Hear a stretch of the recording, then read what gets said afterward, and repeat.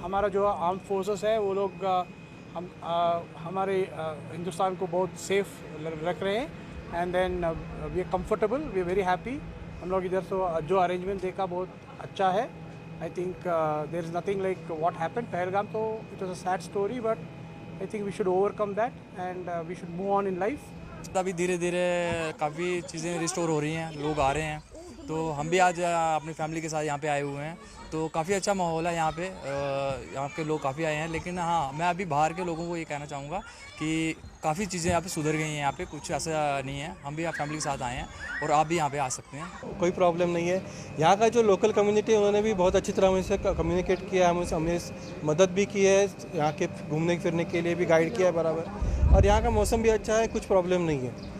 और यहाँ का जो यहाँ पे जो मिलिट्री है यहाँ पे जो यहाँ पे गाइड कर रही है वो भी बहुत बढ़िया कर रही है।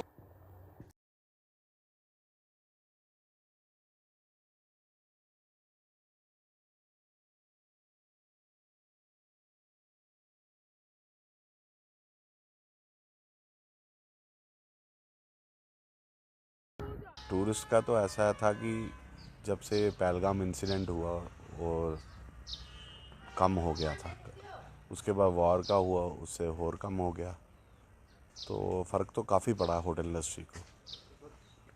अब ये है कि इस वीक से थोड़ा कम बैक हुआ है, गेस्ट आना शुरू हो गए हैं, तो हम यही चाहते हैं आपके माध्यम से टूरिस्ट सबके लिए यही हमारी है रिक्वेस्ट है कि आप लोग आएँ।